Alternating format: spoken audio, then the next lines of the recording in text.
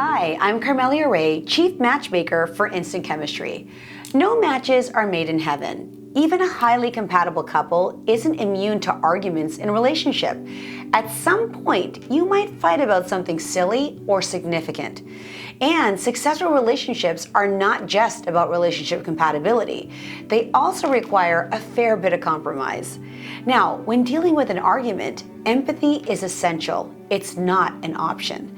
Science has the ability to measure the genes that determine how empathetic you are. Successfully moving past your arguments involves owning your part in it, using humor, paying a compliment, and showing appreciation for your partner. Being genetically compatible doesn't guarantee that couples will live happily ever after, but it does offer a distinct advantage. There's less work to do when all the basics are in place. The combination that offers the best odds for lasting love and long-term happiness is strong attraction combined with a compatible overall match.